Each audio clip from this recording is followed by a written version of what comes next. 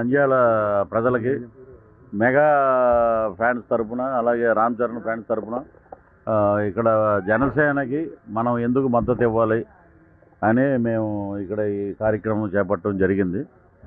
Johnny master గారు కూడా వస్తున్నారు, స్వామినాయుడు గారు వస్తున్నారు, వాళ్ళిద్దరు. నేను రాత్రి రావడం జరిగింది.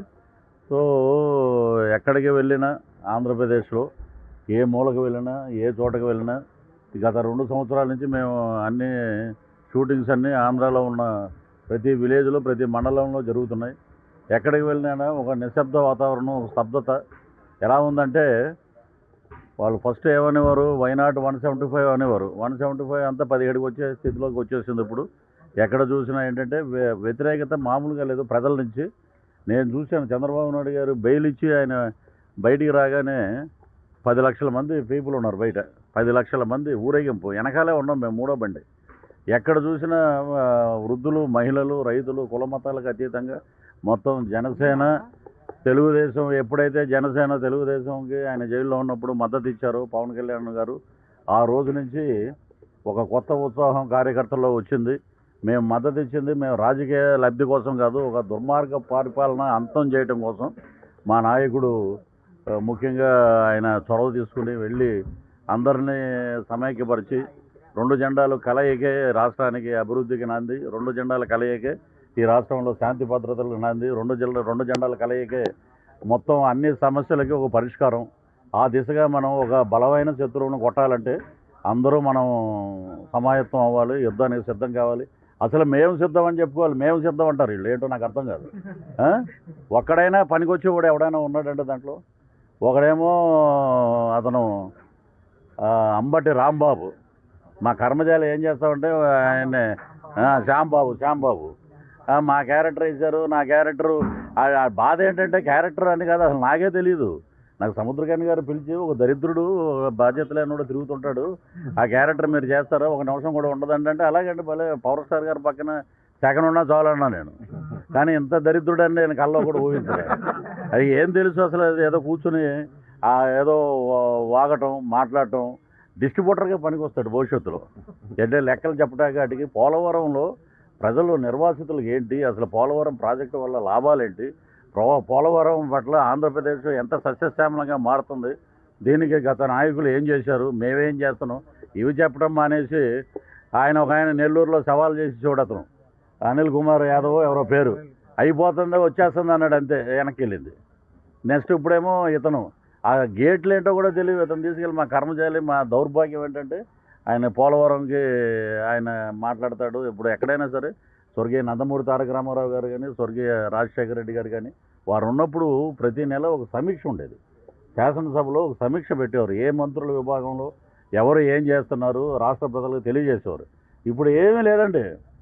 3 పెళ్ళిళ్ళు 2 చోట్ల ఓడిపోయాడు. వీడి పక్క నుండి పెళ్ళిళ్ళు చేసినట్టే. పవన్ కళ్యాణ్ గారు 3 పెళ్ళిళ్ళు చేసుకుంటే పోలవరం ప్రాజెక్ట్ ఏమైనా ఆగిపోయిందా? ప్రజలు ఆలోచించండి. లేకపోతే 2 చోట్ల ఓడిపోతే వీళ్ళు ఏమైనా నిష్ణాతులు, వీళ్ళు ఏమైనా గెలిచారా? 2 చోట్ల మా ఓటు గెలిచేవాడే. అక్కడ ఏం జరిగిందో, ఎలా జరిగిందో గతం మేము అక్కడ ఉన్నాం కాబట్టి, ఆ దిక్కుమాలిన కాపురం చేశాం కాబట్టి మాకు తెలుసు. పవన్ కళ్యాణ్ గారు భీమవరంలో గెలిచారు, అది అందరికీ తెలుసు, రాష్ట్ర ప్రజలందరికీ. కానీ న్యాయాన్ని న్యాయంగానే గెలవాలి, పేదవాడికి దగ్గరగా ఉండాలి. ఇంకొకటి ఏం చేస్తున్నారంటే ఇప్పుడు కొత్తగా వీళ్ళ మిశ్రమ కూటమి ప్రభుత్వం వచ్చేస్తే పథకాలు రద్దు చేసేస్తారు, మీరు అలర్ట్గా ఉండండి, అది ఏదనంటే పథకాలు రద్దు చేయరురా నాయన. మీ జగన్మోహన్ రెడ్డి జేబులోంచి 1 రూపాయి కూడా తీయడు, పేనాసి ముఖ్యమంత్రి రాష్ట్రంలో 1 రూపాయి తీయడు. అలాగే మా నాయకుడు పవన్ కళ్యాణ్ గారు, జనసేన అధ్యక్షులు ఏంటంటే డబ్బు లేకపోయినా కూడా కౌలు రైతులు, ఆత్మహత్యలు చేసుకున్న రైతులకి తన సొంత డబ్బుల్లోంచి 1 లక్ష రూపాయలు తీసిచ్చి కుటుంబాలకు ఆదుకున్న వ్యక్తి. అలాంటిది రేపు అధికారంలోకి వస్తే, ఈ కూటమి అధికారంలోకి వస్తే అద్భుతంగా 10 రూపాయలు ఎక్కువే మేము పేద ప్రజల కోసం కష్టపడి మేము వెచ్చిస్తాం, ఆ పథకాలను అలా కంటిన్యూ చేస్తామని చెప్పడం జరిగింది. ఇదేంటంటే ఈ దౌర్భాగ్య పరిస్థితి రాష్ట్రంలో ఎక్కడ చూసినా రోడ్లు కానీ, ఒక లెక్కర్లు, మన వాళ్ళు వరల్డ్ కప్ కొట్టలేకపోయారు, దురదృష్టం. ఇక్కడ వరల్డ్ కప్ అంట, వైన్ షాప్లో ఏదో పేరు అది, ఇంకోటి భూమి అంట, ఏదో ఇలాంటివి పెట్టి లివర్లు అందరికీ పాడైపోయినాయి. మొత్తం రాష్ట్ర ప్రజల ఆరోగ్యం పోయింది, మొత్తం దోచుకోవటం. సలహాదారులు, ముఖ్యంగా సలహాదారులని 89 మంది నుంచి ఇప్పుడు 100 మంది అయిపోయారు. ఒక్కొక్క సలహాదారుడికి 6 లక్షల నుంచి 7 లక్షల వరకు శాలరీస్ అంట. ఎవడప్ప సొమ్ము అండి ఇదంతా? 140 కోట్లు దాని మీద వెచ్చిస్తున్నారంటే ఈ సజ్జల రామకృష్ణారెడ్డి గారు సకల శాఖ మంత్రి, ఆయనే మాట్లాడతాడు, ఎవడు మాట్లాడు. ఇక రోజమ్మ చెప్పుకుంటూ పోతే మాకే దరిద్రం. మహానంది వెళ్ళి మేము శివుడిని దర్శనం చేసుకొచ్చాం, వీళ్ళ గురించి కూడా మనం మాట్లాడాలా? ఒక గుడ్ మార్నింగ్కి కొత్తగా ఇలా పెట్టి ఏలు పెట్టి ఇలా చూపించింది, ఇది గుడ్ మార్నింగ్ అంట. మరి ఇలాంటివి అన్నీ మనం చూస్తున్నారు ప్రజలు. చాలామంది చాలా చోట్ల నేను షూటింగ్ వెళ్ళినప్పుడు కూడా వాళ్ళందరిని అడుగుతుంటా విలేజ్ల్లో, ఏంటంటే ఎలా ఉందండి అంటే, శ్రీకాకుళం నుంచి ఇటు మన శ్రీకాళహస్తి వరకు మేము ఒకటే చెప్పేది ఏంటంటే, 136 అసెంబ్లీ స్థానాలు, 21 పార్లమెంటు స్థానాలు కూటమి గెలుచుకుంటుంది. ఇది మటుకు పక్కా. ఎందుకంటే సర్వే కూడా దగ్గరే వచ్చారు. నా సర్వేకి సర్వేకి దగ్గరగా వచ్చారు.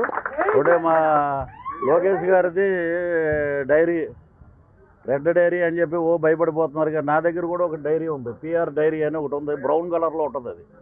అది కూడా చరిత్ర ఏంటంటే, శ్రీకాకుళంలో మేము అప్పుడు క్యాంపెయిన్ చేసినప్పుడు గెలిచిన ఎమ్మెల్యే అప్పుడు ఎంత ఉన్నాడు, ఇప్పుడు ఎంత సంపాదించాడు డబ్బు, అక్కడ అవినీతి ఎంత జరిగింది, నియోజకవర్గంలో అభివృద్ధి ఏంటి, నియోజకవర్గంలో ఏ పనులు ఎలా ఉన్నాయి, అవన్నీ దాని మీద జనసేన తెలుగుదేశం పోరాటం.